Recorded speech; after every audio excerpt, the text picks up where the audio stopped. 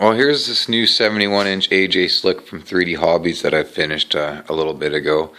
I've had about 30 or so flights on, so I just thought I'd do a quick little video here.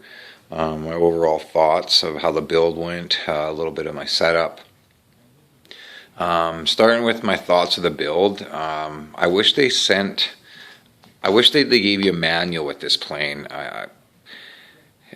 It made some things a little bit harder to understand, but not really. It's just, like I said, they give you another motor box to bolt onto the one that's on the plane if you're running an electric setup, because this is apparently a gas/electric version Slick, which is not a huge deal. It's just that I just felt like it could have held some pictures and some photos might have helped.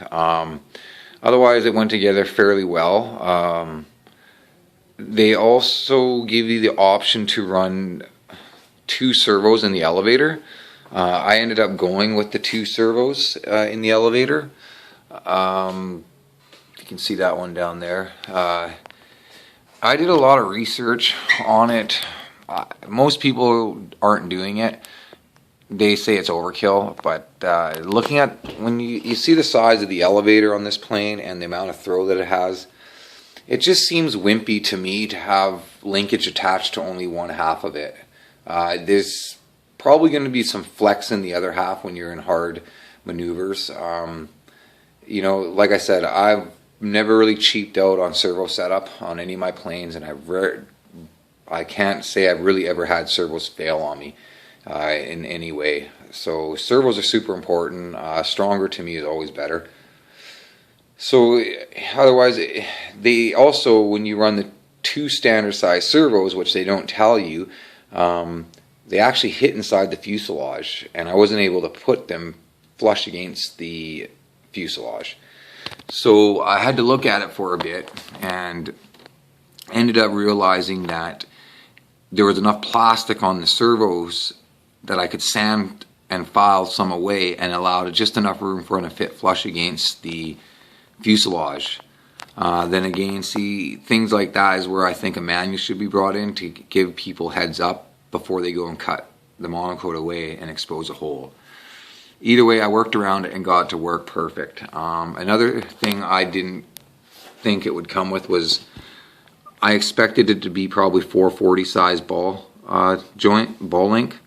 It came with like a 256, which when I got all my Seacraft aluminum horns, they're tapped out for 440. So I ended up punching the balls out of all of them, making a little jig to hold them perfect, and I drilled them all out to allow a 440 bolt to slide through and thread into the aluminum horn. I left the tail and the rear end of the linkage stock because it was all made for the nut and everything. So this worked super good, and I'm happy. The results were perfect. I've had multiple flights on it, and there's no issues. It runs perfect.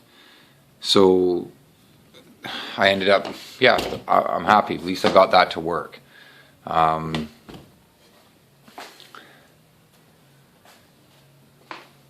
then what else could I say about it?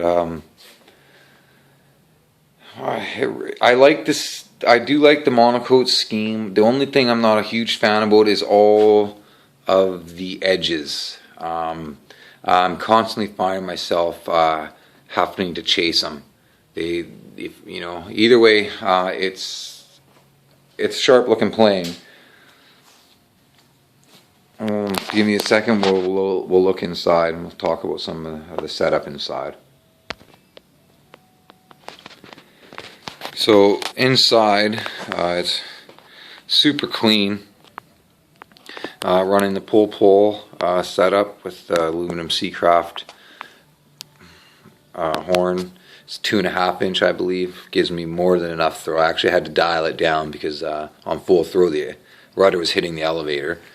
AR8000 receiver. I'm also running from Western Robotics, if you can kind of see it in here. This is a Western Robotics BEC. I'm super fan of them. Run them in all my planes. One thing I like about them is they're locally made. And they also give you the setting on it, so you can adjust the voltage right on the BEC. This one's rated up to 8 cell and can go all the way from 5 volts, 6 volts, 7.4, and 8.2 volts. I'm running the 7.4. Battery goes in here.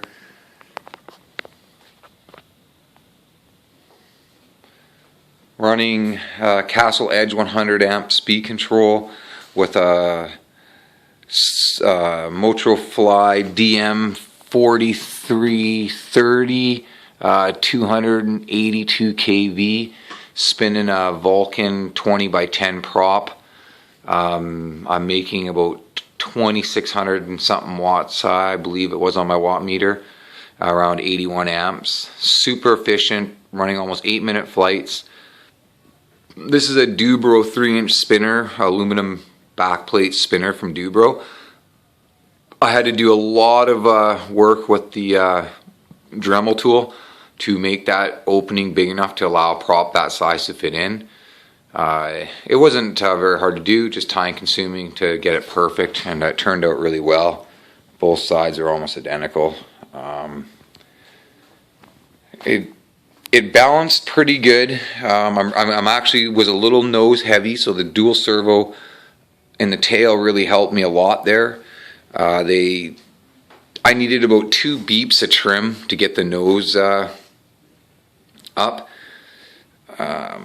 I choose to paint my canopy, so this canopy here has been painted from the inside metallic black. It actually changed it a little bit. You can't really see it in the light, but it was tinted already, but you could really see through it. And I don't really like that unfinished look when you see through the canopy, so I prefer to black them out. But it kind of gave the black metallic a bit of a copper look to it when light hits it. It kind of goes good with the orange paint.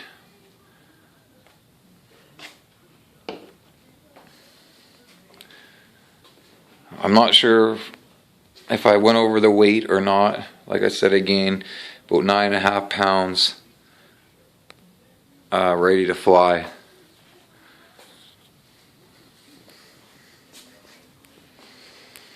One other thing I wasn't a fan of is when you have to put your holes for your for your cowl. There's barely any material left here when you're done. There's only fits on one way. Some planes I've built in the past, their cowl seems to slide over this part a bit, and it allows you to make a lot more room, and then your canopy kind of dips under and locks in. This slick was made so that everything here from the firewall is flush. So basically went on, you just marked your holes and drilled it. I wasn't too impressed. I'm running gas line in behind just to take away metal surface to fiberglass, which I never like to have against each other. And that just takes away any little bit of vibration. It helps maintain the look of the life of it. So otherwise, overall, for the amount of stuff that I had issues with putting together, once you fly it, the thing flies really good. It's a different kind of flying. It's this plane on no throttle has no stall. I mean, it just floats like a kite up there. It's actually quite impressive, actually, the first couple times, and you realize that the thing just doesn't stall. It's a really fun plane, and like I said, I'm overall pretty happy with it. I just didn't like the build. The build was kind of finicky. The hardest part of the build was the tail setup. I've never been a fan of the stabs that are one piece that you have to slide through the fuselage and then thin CA it into place. I don't know why they did it. They do their planes like that. I prefer 2 separate stabs with carbon fiber wing or stab tubes or whatever you want to call it through it. I mean, one thing this is, once it's done right, it's solid. I mean, it's not going nowhere. It's just that if you're not careful, I mean, you can't really see, but I have almost no thin CA anywhere on the outside of the plane. I took extreme caution doing it and extremely took my time. And like I said, if you do get a little bit on, a little bit of what I use is nitro fuel. A little bit of nitro fuel on a cloth, and you just rub it, and it kind of turns to a jelly, and it will come off. I don't like doing it, but it doesn't seem to hurt the monocoat. I've used that trick quite a few times if I've had any spillage of thin CA on my monocoat. Like I said, but if you take your time and do it right and slow, you can actually get it to finish pretty well. There's a tiny little bit of a gap that ends up being right about here that allows you to pour a lot of thin CA in there. Like I said, I'm happy with the way it turned out. It's solid. It's not going nowhere. Rudder went on really well. The rudder was actually the best. When I hinged the rudder, it hinged the best. The ailerons come pre-hinged already. If people out there didn't know that already, they come pre-hinged from factory. You only have to hinge the rudder and the elevator. It comes with robot hinges.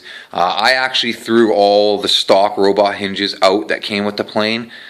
They were really cheap, I found, and I actually found some of them bent. So I threw them out and bought actual robot hinges, more of a name brand, I guess you could say.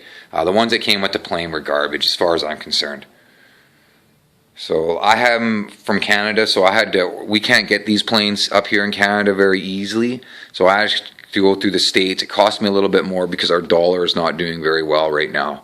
But it was worth it because it's a blast to fly. And like I said, very impressed with the efficiency of the setup. So yeah, I just thought I'd just give a little rundown over all of it and see what you guys think. Great plane though. I probably will have another one in the future one day.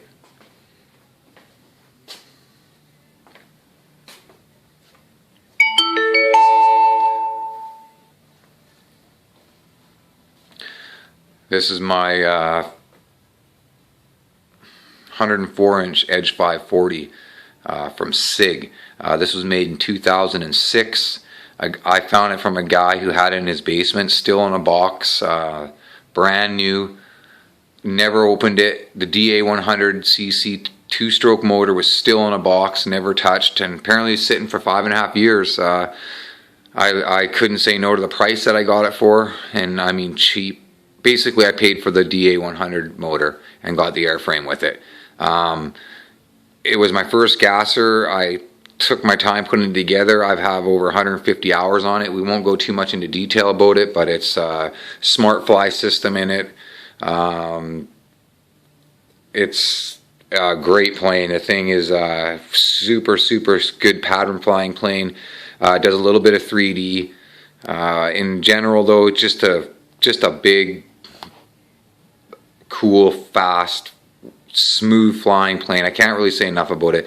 I don't even know how many of them these are even around. I've done some research on them, and apparently when they were made, they didn't make it very big in sales wise. I'm not sure why. It flies really good, man. Like I said, I like it. It's about 28 pounds, and like I said, I got lots of time on this thing. Running a 28 by 9 Vulcan carbon fiber prop. Yeah, in general, just a good plane. But yeah, just a couple of my favorite planes. I also have up here E-flite Habu 32, running on 6L stock fan and motor. I went with completely Metal Gear servos all the way around. They're all running on a 6-volt system, BEC from Western Robotics again, putting out about 60 ounces of torque. Got full functional flaps. Just a speed demon. Like I said, it's gets my blood going every time I fly it. The only thing I don't like is the retracts from E-flite for it are a little bit weak. Luckily where we fly it's asphalt, so we get away with having a little bit weaker retracts, but they are a little flimsy. We'll upgrade those one day here.